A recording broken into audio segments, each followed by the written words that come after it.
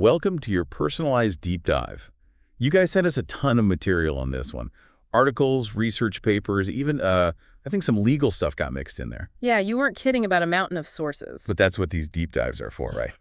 Sifting through it all. Exactly. And today we're tackling the essentials of cybersecurity. Cybersecurity fundamentals. So where do we even begin with something this big? Well, you got to start with the foundation, right?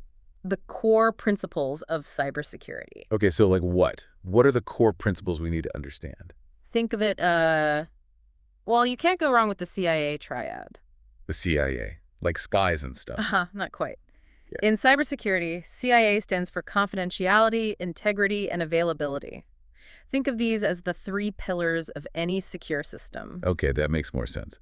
But I gotta ask, why are these three so important? Can you give me like a real-world example? Absolutely. Remember the Colonial Pipeline attack back in 2021? Yeah, vaguely. That was a big deal, right? Huge. Hackers didn't actually damage the physical pipeline, but they shut down their computer systems with ransomware. Ransomware, that's where they lock up your files and demand money, right? Yeah, exactly. And it caused chaos. Fuel shortages across the southeastern U.S. Wow.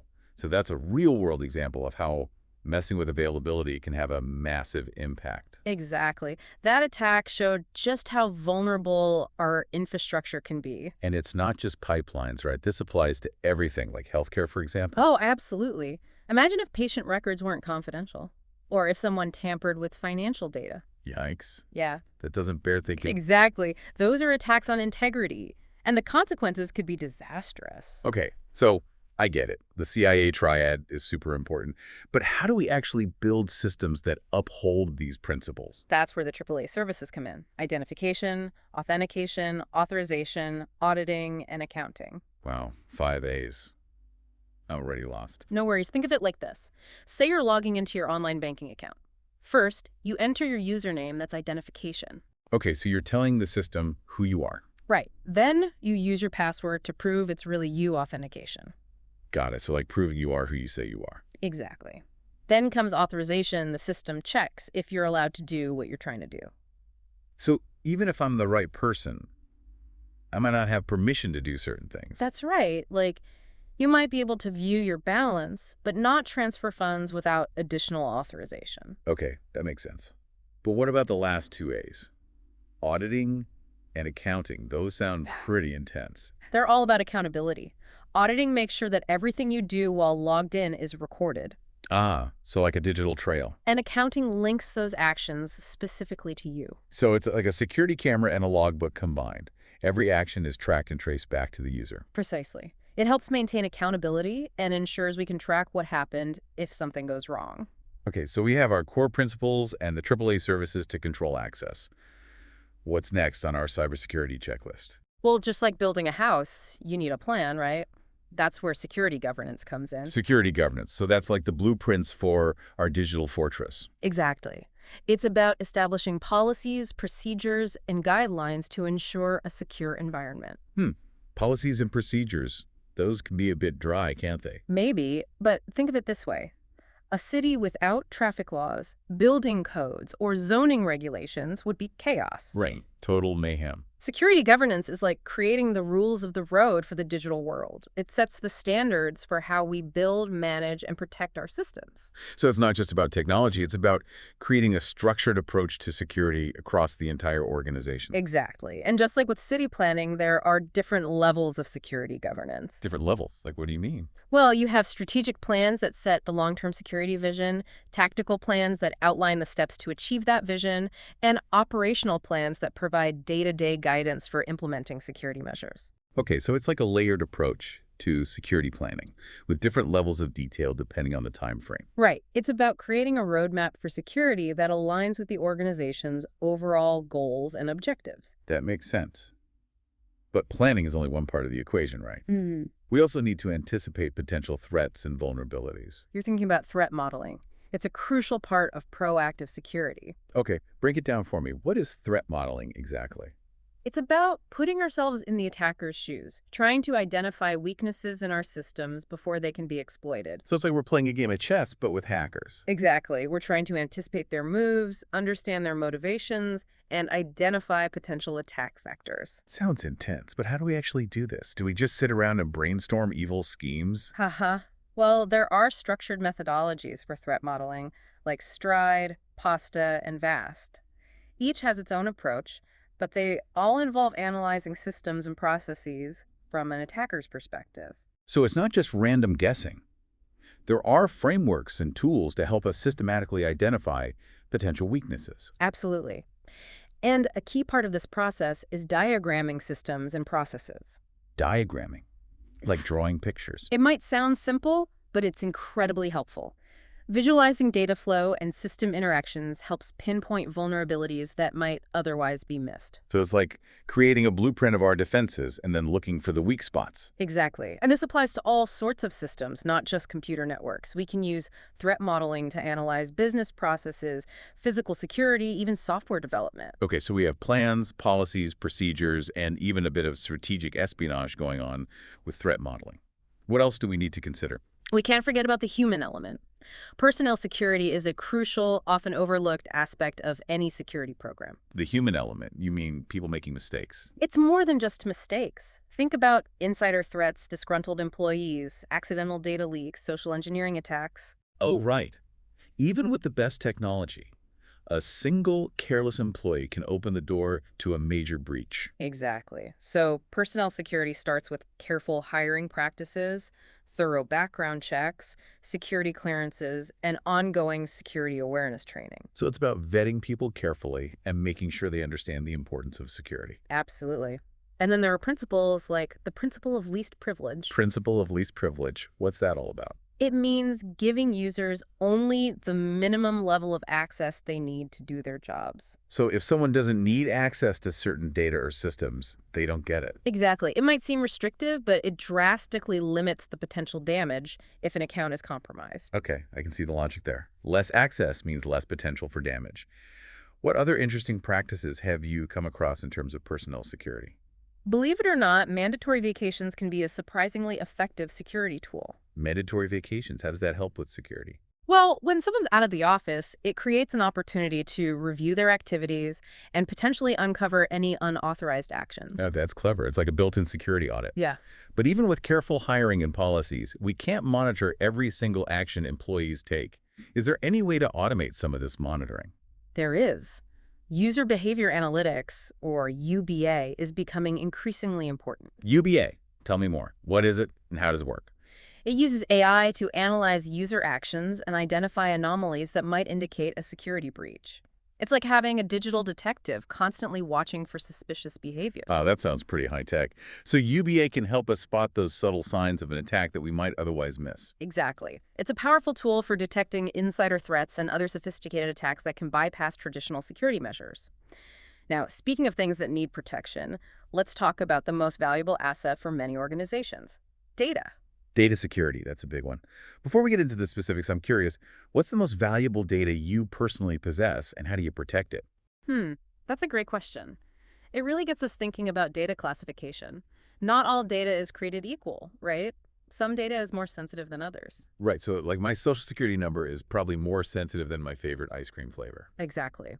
Organizations need to categorize data based on its sensitivity and value. For example, there's personally identifiable information, or PII. PII, that's like your name, address, social security number, all that stuff that could be used to identify you. That's right. And then there's protected health information, or PHI, which covers medical records, insurance details, anything related to your health. Okay, so PII and PHI are like the VIPs of the data world.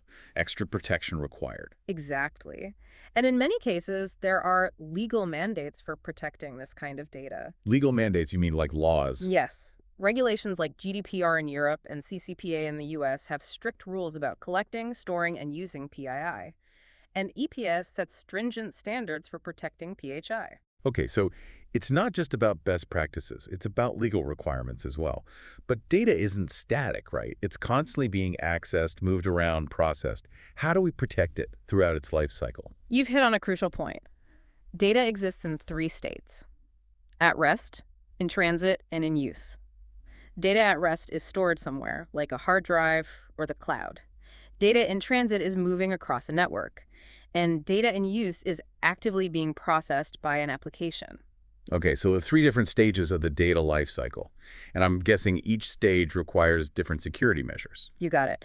For example, encryption is a powerful tool for protecting data both at rest and in transit. It's like putting your data in a secure vault, making it unreadable without the proper key. So it's like scrambling the data so that even if someone gets their hands on it, they can't make sense of it without the key. Exactly. But when data is in use, it needs to be accessible, which makes it inherently more vulnerable. There are techniques like constantly flushing memory buffers after data is no longer needed that can help mitigate these risks. So it's a constant game of cat and mouse, trying to secure data in all its different forms and stages. It is. Data security requires a multi-layered approach, with different tools and techniques for each state of the data lifecycle. Okay, so we have these three states of data and different ways to protect them.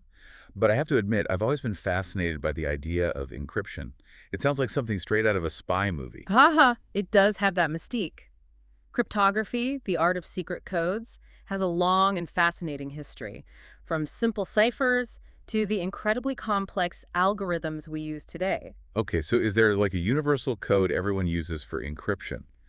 Or are there different types? There are actually two main types, symmetric and asymmetric. Symmetric and asymmetric. Okay, break it down for me. What's the difference? Think of symmetric encryption like having one key that both the sender and receiver use to lock and unlock the message. So it's like a shared secret. Only those with the key can access the message. Exactly. It's fast and efficient, but the challenge is sharing that key securely in the first place. Right, if someone gets their hands on the key, the whole system falls apart.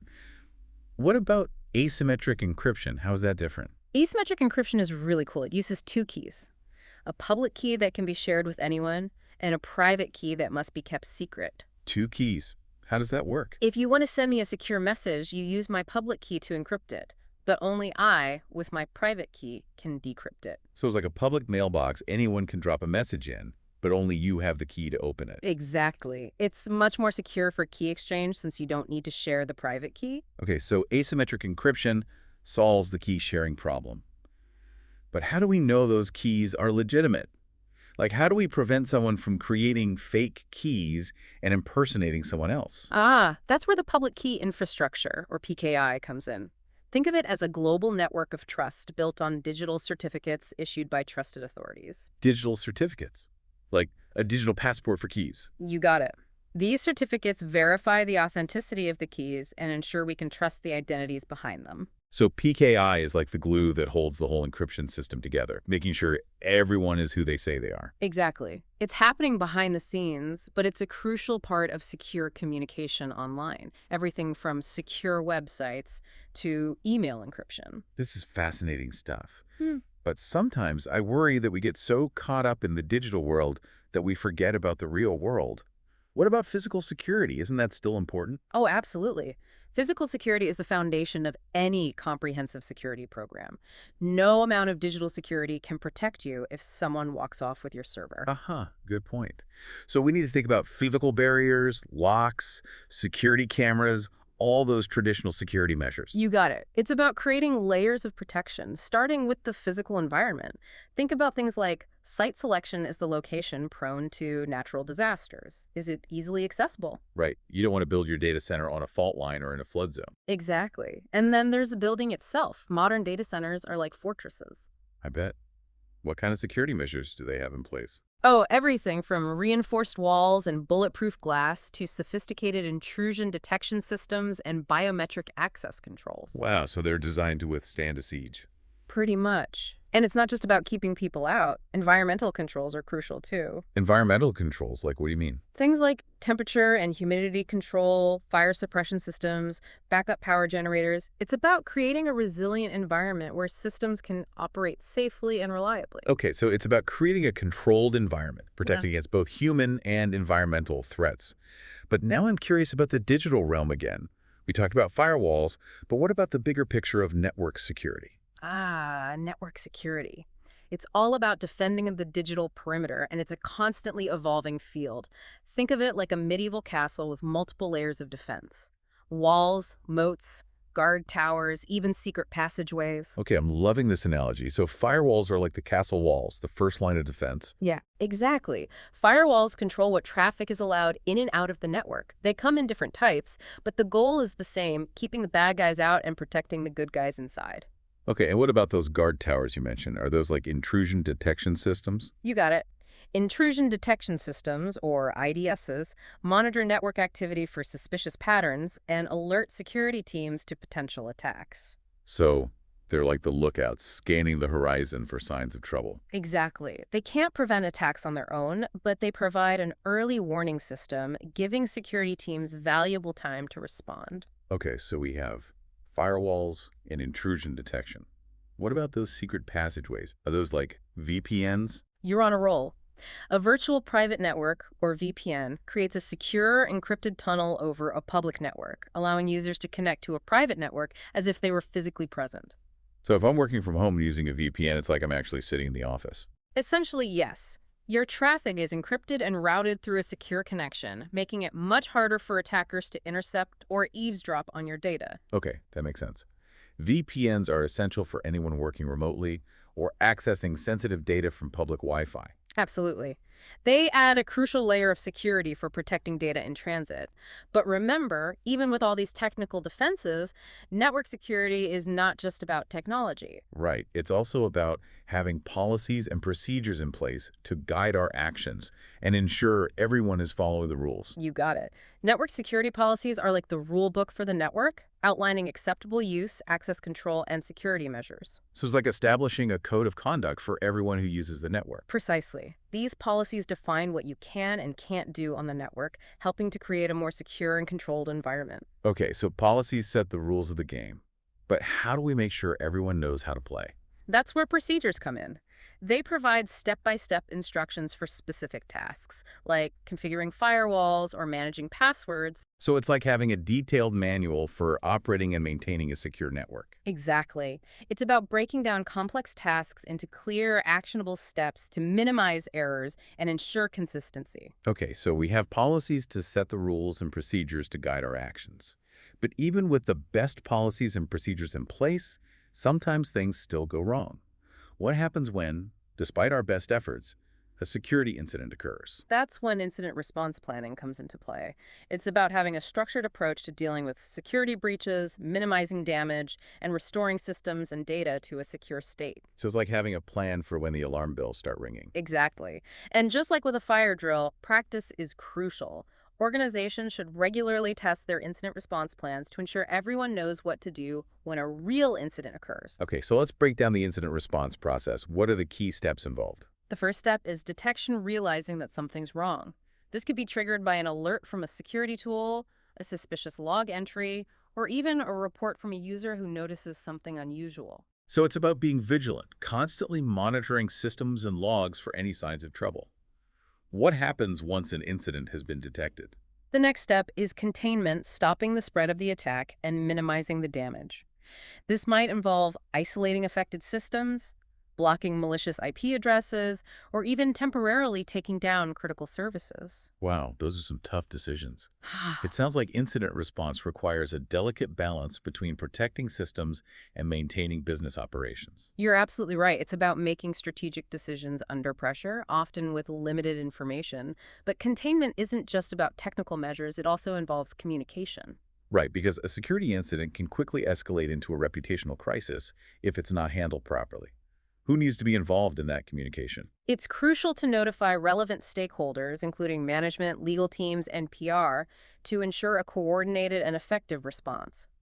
And sometimes, depending on the nature of the incident, we might even need to involve law enforcement. Okay, so containment involves both technical actions and clear communication to the right people. What happens once the situation is contained? The next step is eradication. This involves removing any malicious code, patching vulnerabilities, and restoring infected systems to a secure state. Think of it like disinfecting a wound after stopping the bleeding. Okay, so we have detection, containment, and eradication. What's the final step in the incident response process? Recovery.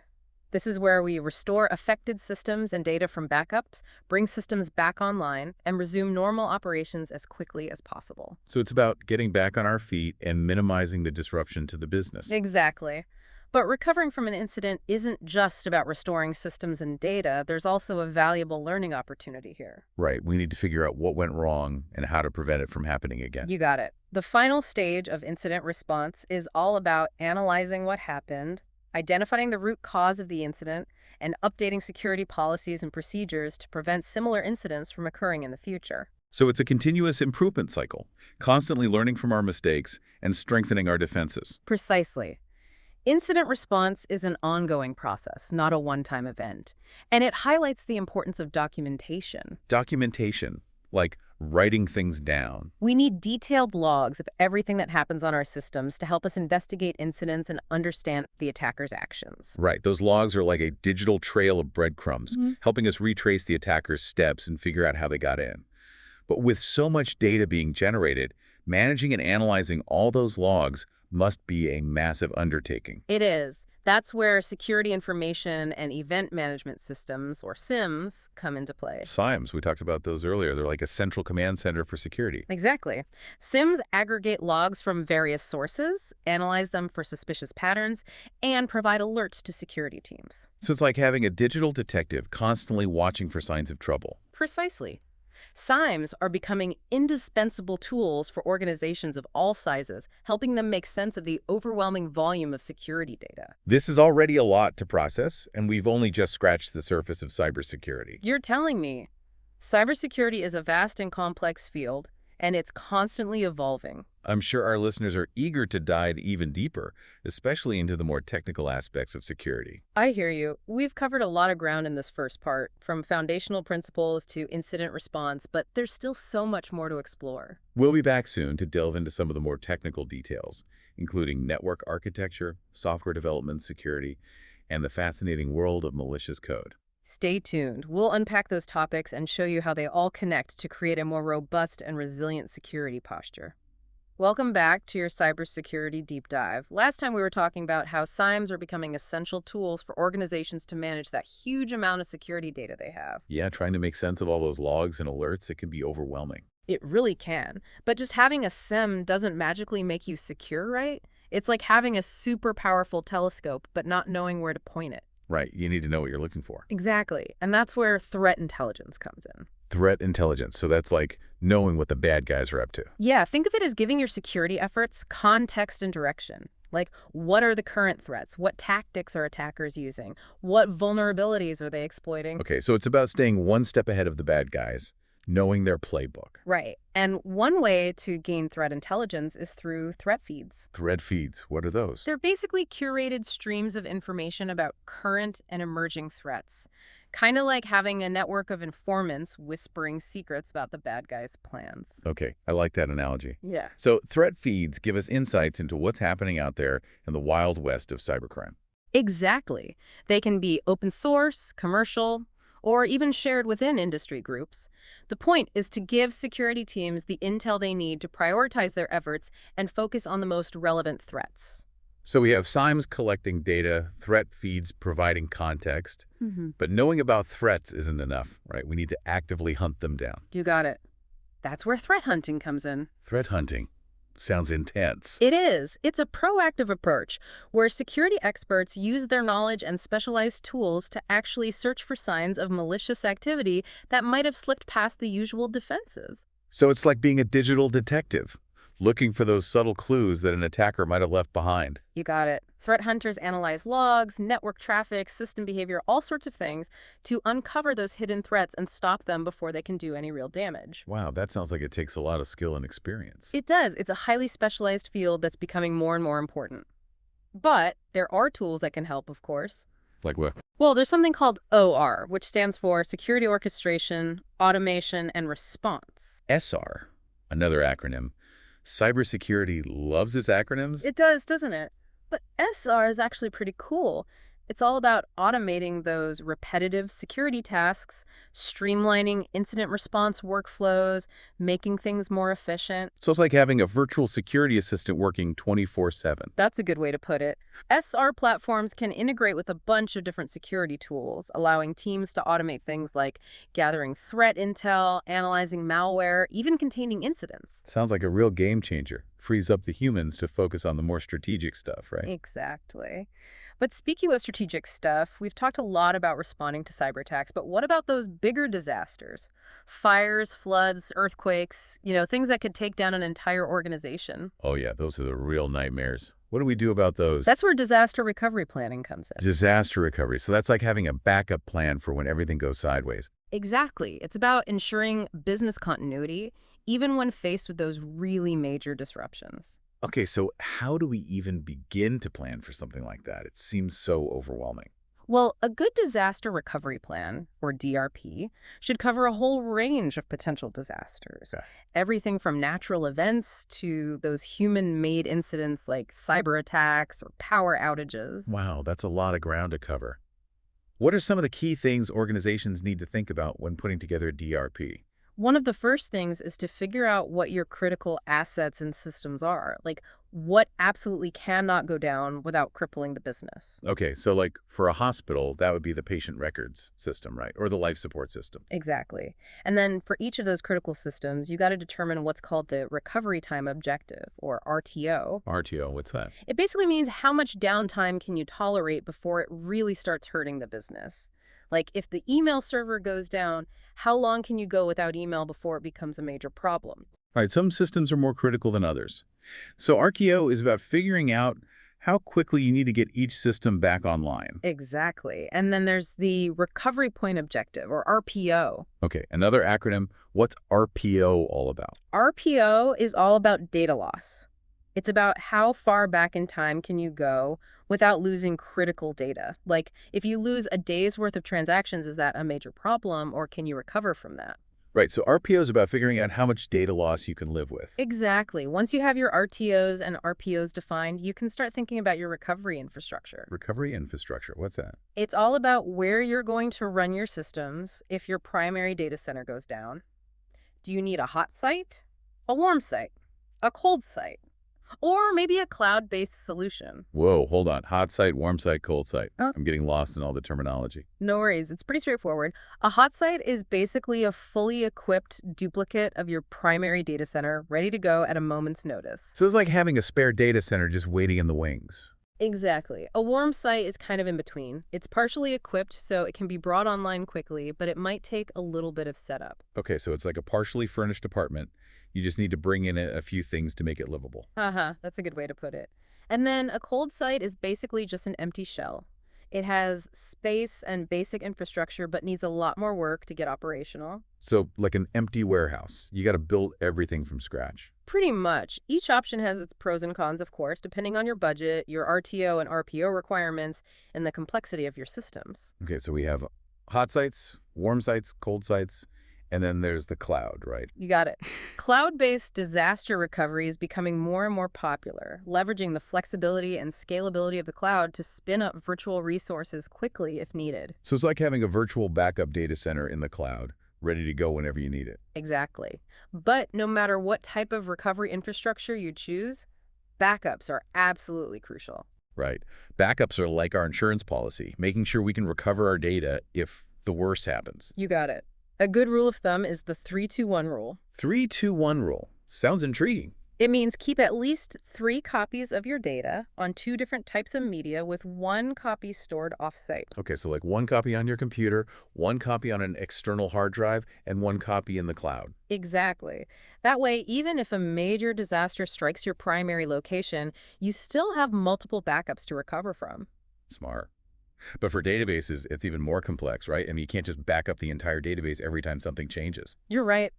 That's where technologies like electronic vaulting, remote journaling, and remote mirroring come in. They provide more granular control over database backups, allowing you to recover specific transactions or data points if needed. Okay, that makes sense. So we have our backups in place, our recovery infrastructure defined, our RTOs and RPOs figured out. What's next? Testing. It's one thing to have a plan, but you got to make sure it actually works. Right, it's like having a fire escape, but never actually practicing using it. Exactly. There are different levels of testing you can do, from simple walkthroughs of the plan to full-scale simulations where you actually shut down your primary site and try to recover everything. Wow, first-scale simulations. That sounds intense. They can be, but it's the best way to make sure your plan is actually going to work when you need it most. Okay, so testing is crucial. for validating the plan.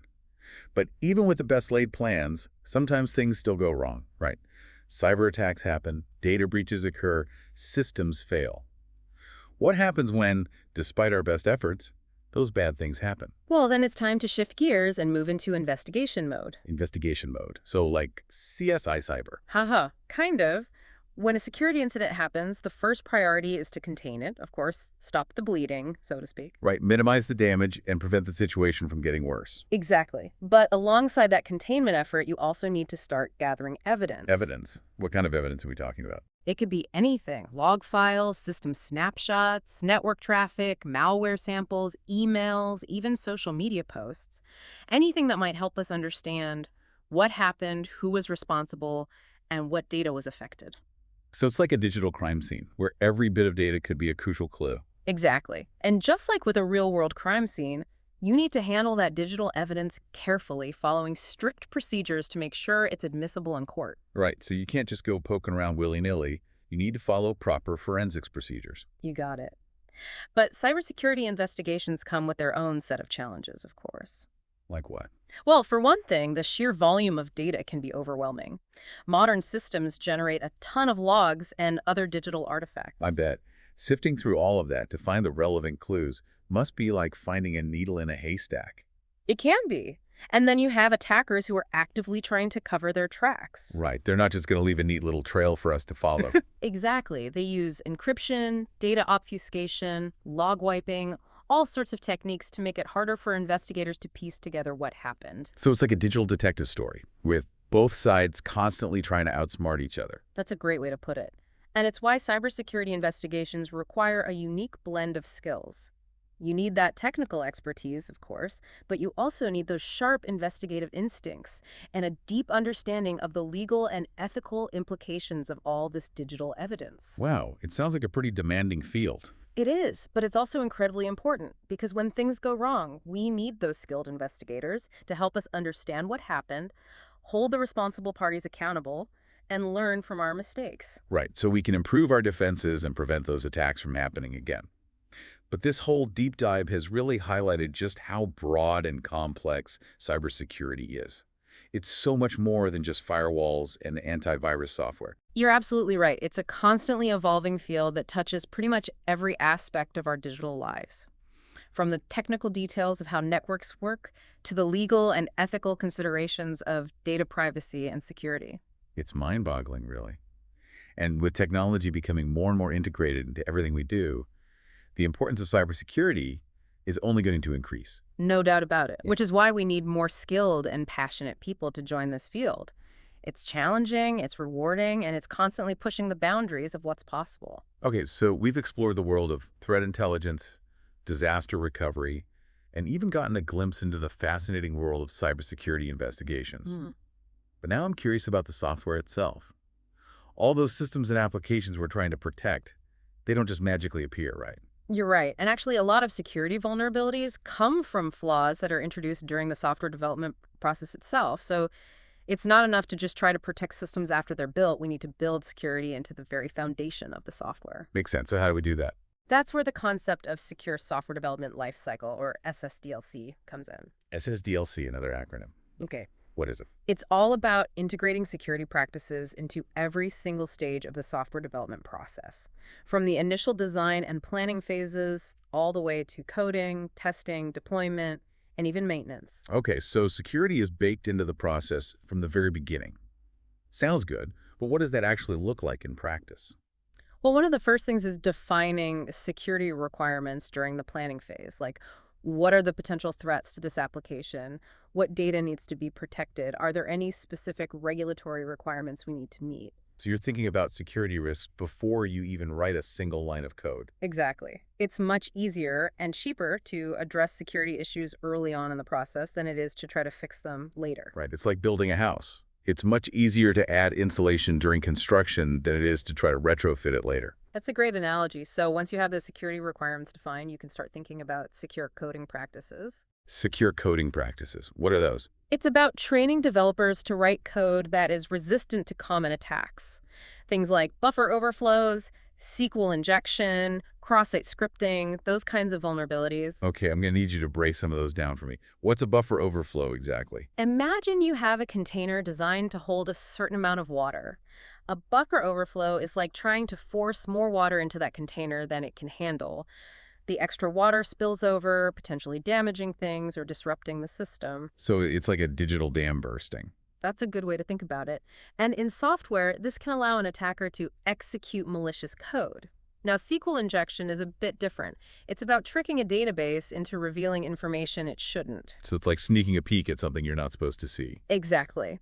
And cross-site scripting is about injecting malicious code into a website, which then runs on the visitor's browser. Okay, so these are all sneaky ways of exploiting vulnerabilities in software. And secure coding practices are designed to prevent those kinds of exploits. Exactly. It's about building those defenses into the software itself, making it much harder for attackers to find and exploit those weaknesses. Makes sense. So secure coding is about writing good, clean code that's resistant to attacks. Right. But secure coding is just one piece of the puzzle. You also need to incorporate testing throughout the development process. Right. Testing is crucial for finding and fixing bugs before they make it into the final product. Absolutely. And in security testing, you have different types of tests. There's static analysis, where you examine the source code for potential vulnerabilities. So it's like having a code inspector checking every line of code for potential problems. Exactly. And then there's dynamic analysis, where you actually run the application and test it for weaknesses. So it's like putting the software through its paces, seeing how it responds to different scenarios. You got it. And then there's another important practice, code reviews. Code reviews. What are those? It's where developers get together and look at each other's code, looking for errors, vulnerabilities, things that might have been missed. So it's like having a second set of eyes on the code, just to double check everything. Exactly. It's a really valuable practice, helps catch a lot of problems early on. Okay, so we have secure coding, rigorous testing, code reviews, all good stuff. But software development is an ongoing process, right? There are always updates and new features being added. How do we manage those changes without accidentally introducing new security vulnerabilities? That's where configuration and change management come in. Configuration and change management sounds a bit bureaucratic. It can be, but it's crucial for keeping track of all the changes being made to the software, making sure they're authorized, tested, and documented properly. So it's about maintaining order and control in a constantly changing environment. Exactly. You don't want people just making random changes without anyone knowing, right? Yeah. That's a recipe for disaster. Right, it's like having a bunch of chefs in the kitchen all making changes to the recipe without talking to each other. You're going to end up with a very strange dish. Exactly. But even with the best configuration and change management practices, vulnerabilities can still slip through the cracks. That's the reality of software, right? Yeah. It's complex. There are always going to be bugs. Exactly. And that's where patch management comes in. Patch management. What's that? It's all about identifying, testing, and deploying software updates or patches that fix security vulnerabilities. So it's like having a digital first aid kit, always ready to patch up those holes in our software armor. Exactly. And with the rate at which new vulnerabilities are discovered, effective patch management is crucial for any organization that wants to stay ahead of the bad guys. Okay, so secure coding, testing, change management, patch management. It's a lot to keep track of. Are there any resources or frameworks that can help organizations with all of this? Definitely. One of the most well-known is the OWASP Top 10. The OWASP Top 10. What's that? It's a list of the 10 most critical web application security risks put together by the Open Web Application Security Project, or OWASP. Okay, so it's like the hit parade of web application vulnerabilities. That's a good way to put it. It's a great resource for developers, security professionals, anyone involved in building or maintaining web applications. So it's about knowing your enemy, understanding the most common attack methods so you can build better defenses. Exactly. And while it focuses on web applications, a lot of the same principles apply to any kind of software. Right, because security is security, whether you're talking about a web app or a mobile app or even just a simple desktop program. Exactly. And as software becomes more and more complex and interconnected, the need for secure software development practices is only going to increase. Okay, so we've talked about building secure software, but let's shift gears for a moment and talk about the dark side. Malicious code.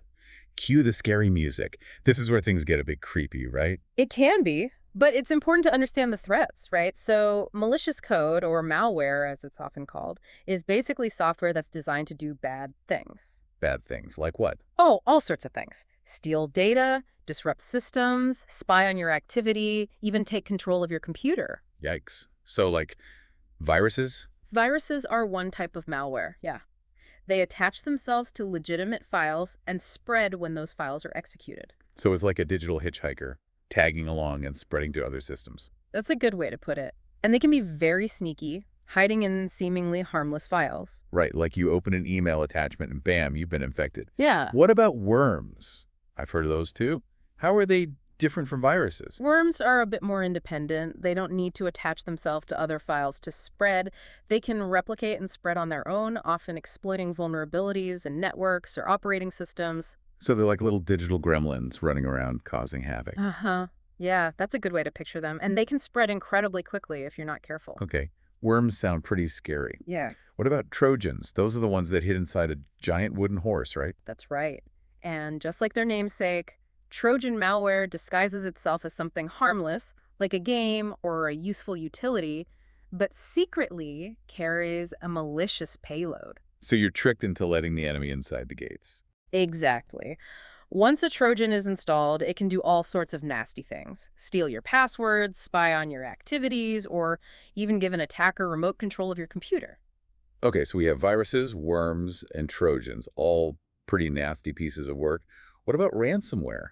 That one seems to be all over the news lately. What makes it so dangerous? Ransomware is particularly nasty because it encrypts your files, making them inaccessible until you pay a ransom to the attackers. It's like digital kidnapping, Yeah, holding your data hostage. exactly. And it can be devastating for both individuals and organizations. Imagine losing all your photos, documents, everything. Okay, so ransomware is definitely high on the list of things to avoid.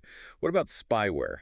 I've heard that one too, but I'm not really sure what it does. Spyware is all about surveillance. It's designed to secretly monitor your activity, stealing sensitive information like passwords, credit card numbers, browsing history. So it's like having a digital stalker, constantly watching your every move. That's a good way to put it. And it can be very difficult to detect because it often runs silently in the background. Okay, that's creepy. So how do we protect ourselves from all these different types of malware? It seems like there's a new threat popping up every day. It can feel overwhelming, but there are things you can do. First and foremost, you need antivirus software. Right, antivirus, it's like the basic hygiene of the digital world, right? Exactly. Antivirus software scans your system for known malware signatures and can block or remove infected files. But those signatures need to be constantly updated, right? Yeah. Because new malware is being created all the time. You got it. That's why it's crucial to keep your antivirus software up to date. Most modern programs update automatically these days, but it's always good to double check. Okay, so antivirus is like our first line of defense.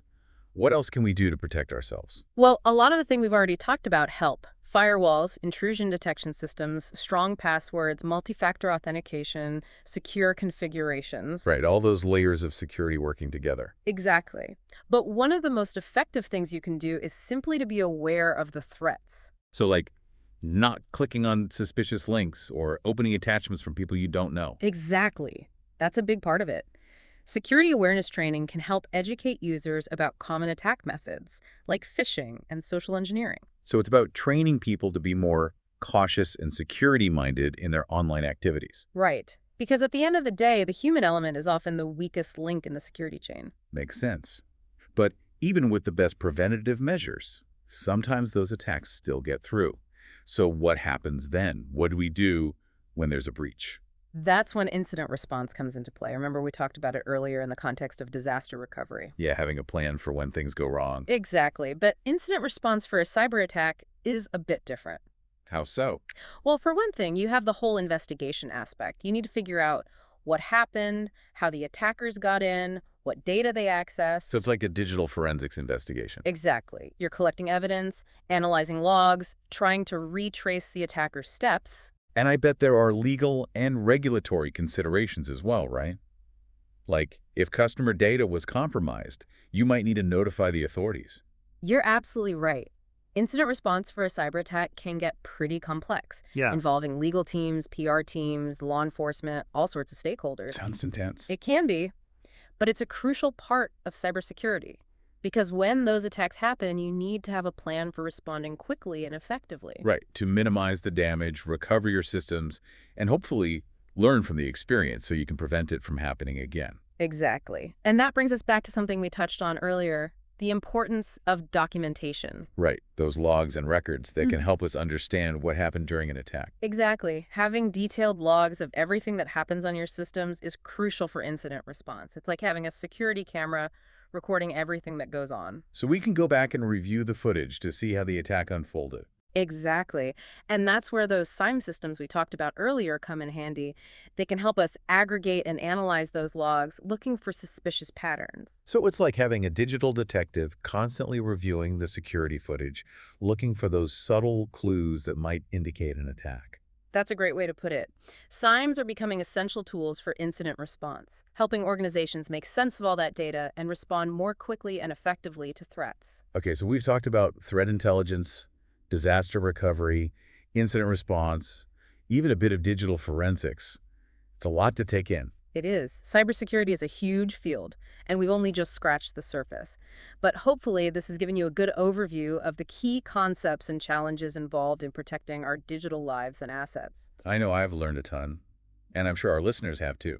But before we move on to the last part of our deep dive, there's one more area we need to touch on: the legal and regulatory landscape. Ah, yes, the legal stuff. Can't forget about that. Cybersecurity isn't just about technology. It's also about understanding the laws and regulations that govern how we collect, store, and use data. Right. Because there are real-world consequences for failing to protect sensitive information. Exactly. Organizations need to be aware of their legal obligations and make sure they're complying with all the relevant laws and regulations. Okay, so let's dive into the legal maze. What are some of the key laws and regulations that impact cybersecurity? Well, it depends on the industry and the type of data being handled, but some of the big ones include IPATA, which we talked about earlier, and PCI DSS. UPATA, that's the one for protecting health information, right? Yeah. And PCI DSS, what's that all about? PCI DSS stands for Payment Card Industry Data Security Standard. It's a set of security requirements for any organization that handles credit card data. So if you're processing credit card transactions online, you need to make sure you're following PCI DSS guidelines. Exactly. And then there are laws that govern data breach notification.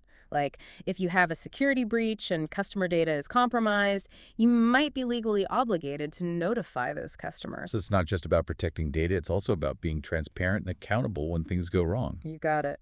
And then there are laws that govern electronic surveillance, computer crime, intellectual property, all sorts of things. Oh, it sounds like a legal minefield out there. Yeah. How do organizations keep up with all of this? It can be challenging, for sure. But luckily, there are resources and organizations that can help. The National Institute of Standards and Technology, or NIST, has a cybersecurity framework that provides guidance for organizations of all sizes. So it's like a roadmap for navigating the cybersecurity landscape. That's a good way to put it. And then there are industry groups like ISAC and ISC2 that offer certifications and training for cybersecurity professionals. So there are places to go for help and guidance, whether you're a small business or a large enterprise. Exactly, because at the end of the day, cybersecurity is a shared responsibility. We all need to work together to create a more secure and trustworthy digital world. Okay, so we've covered the legal and regulatory landscape, but there's one more piece of the puzzle we need to talk about, and it's a big one: ethics. Ah, yes. Ethics. That's the foundation of it all, really. Because cybersecurity isn't just about following the rules, right? It's about doing what's right, even when the rules are unclear. You're absolutely right. Cybersecurity professionals often have access to very sensitive information and powerful tools. It's crucial that they use those tools and information responsibly and ethically. So it's not just about what you can do, it's about what you should do. Exactly. Ethical considerations should guide every decision and action in this field. Okay, so let's get specific. What are some of those ethical principles that apply to cybersecurity? Well, one of the most important is confidentiality. As security professionals, we're often entrusted with very sensitive information about individuals and organizations. We have responsibility to protect that information and keep it confidential, just like a doctor would protect their patient's records. So it's about respecting privacy and keeping sensitive information safe from prying eyes. Exactly. And then there's integrity. Security professionals should be honest, transparent, and trustworthy. We shouldn't be exploiting vulnerabilities for personal gain or engaging in activities that could harm others. So no hacking into systems just for fun. right? Yeah, Even if you can, doesn't mean you should. exactly. Ethical hacking or penetration testing is a legitimate practice when it's done with proper authorization and for the purpose of improving security. But hacking into systems without permission is a violation of trust and a criminal offense. Okay, confidentiality, integrity, those are important. What else? Well, we talked earlier about the importance of objectivity in incident response, making sure we're basing our decisions on facts and evidence, not personal biases. And that principle of objectivity applies more broadly to cybersecurity as well. Right, so it's about approaching every situation with a clear head, focusing on the facts and evidence, and avoiding those biases that might cloud our judgment. Exactly. We need to be impartial and fair in our assessments, avoid conflicts of interest, and make sure we're basing our decisions on solid evidence. Makes sense. Anything else? Another important ethical principle is professional competence. We have a responsibility to maintain and enhance our skills and knowledge, make sure we're staying up to date on the latest threats and technologies, and that we're providing the best possible service to our clients and employers. So it's about continuous learning and professional development. Exactly. And then there's responsibility. We need to be accountable for our actions and the consequences of those actions. If we make a mistake, we need to own up to it and take steps to correct the situation. So it's about taking ownership and doing the right thing, even when it's hard. You got it. And finally, respect. We need to treat everyone with dignity and respect, regardless of their background, their beliefs, or their technical skills. It's about fostering a culture of inclusivity and collaboration where everyone feels safe and respected. Exactly. These ethical principles are the foundation of a strong and trustworthy cybersecurity profession. They should guide our actions, shape our decisions, and ultimately help us create a more secure and ethical digital world. Okay, so we've covered a lot of ground in this second part of our deep dive, from threat intelligence and disaster recovery to the complexities of software development security and the ethical foundations of the profession. It's been quite a journey. It really has, and I feel like I have a much deeper appreciation for just how broad and challenging this field is. It is challenging, but also incredibly rewarding. I bet. But we're not done yet, are we? There's still more to explore. We're back for the final stretch of our cybersecurity deep dive. We've tackled a ton of stuff, from the big picture to the nitty-gritty, but there's one area I'm really excited to dig into: network architecture. I'm ready to geek out a little bit. I thought you might be. We've touched on network security throughout this deep dive, but understanding the structure of a network is key to building those strong defenses. Think of it like, understanding the layout of a city, like where the critical infrastructure is, the main roads, those hidden back alleys. Okay, I like that. So where do we begin with this city planning? Well, network models give us a framework for understanding how data flows across a network. You've probably heard the OSI model, the Open Systems Interconnection model. The OSI model. Yeah, It rings a bell. Isn't that the one with all the layers, like a layered cake of networking concepts? that's the one. It's got 7 layers in total, but the key takeaway is the idea of layered security. Each layer kind of builds on the one below it, creating a more robust and resilient system. So instead of just having one big wall around the whole city, we have multiple layers of security, each with its own specific job to do. Precisely. Now, the internet itself is actually built on a slightly simpler model, the TCP/IP model. TCP/IP, that stands for Transmission Control Protocol and Internet Protocol, right? You got it. It's essentially a streamlined version of the OSI model, focusing on those 4 most critical layers for internet communication. Okay, so network models give us the framework, but what about the actual components of a secure network? Like, what are the building blocks of our digital defenses? Well, we've already talked about firewalls. Those are kind of like the first line of defense, controlling traffic flow in and out of the network. Right, the gatekeepers of the network. Exactly. But to really beef up our security, we need more layers, like intrusion detection and prevention systems. Intrusion detection and prevention systems, those sound serious. What do they actually do? Intrusion detection systems, or IDSs, they're kind of like security cameras for your network, constantly monitoring traffic for suspicious patterns. And if they spot something fishy, they'll alert the security team. So they're like the lookouts, constantly scanning for signs of trouble. Exactly. Now, intrusion prevention systems, or IPSs, they take things a step further. They can actually block that malicious traffic based on predefined rules. So they're like those security guards who not only spot trouble, but can actually step in and stop it. You got it. IDSs and IPSs, they're crucial layers in any good network security setup. Makes sense. Okay, what about switches and routers? Those are essential networking components, but how do they fit into security? Think of switches like those traffic cops within a city, directing data packets between devices on the same network. Routers, on the other hand, they're more like border patrol agents, controlling traffic flow between different networks. So between your home network and the internet, for example. So they're handling all this critical traffic. It's got to be super important to configure them securely, right? Absolutely. We're talking strong passwords, disabling unnecessary services, implementing access control lists. All those things help limit who can access and manage these crucial devices. Okay, starting to get a clearer picture of how this all fits together. But what about remote access? So many people work from home these days. How do we securely connect to corporate networks or access sensitive data from outside the office? That's where those VPNs come in. We've talked about them before, but it's worth revisiting. Virtual Private Network, or VPN, it creates that secure encrypted tunnel over a public network like the internet. So it's like having a secret passageway that lets you bypass all the public roads and get straight to your destination. Exactly. It's essential for protecting data when you're using public Wi-Fi or accessing sensitive info remotely. VPNs, they're a must-have for anyone working remotely these days. Right, got to keep that data safe. But it's not just about having the right tech in place. Yeah. Right, we've got to have policies and procedures to guide us as well. You're absolutely right. Network security policies, they're like the rule book for how everyone should behave on the network, what you can and can't do, what security measures are in place. Well, it's like setting those ground rules, making sure everybody's on the same page. Exactly. But rules are only as good as people's ability to follow them, right? Right, you need those clear instructions. That's where procedures come in.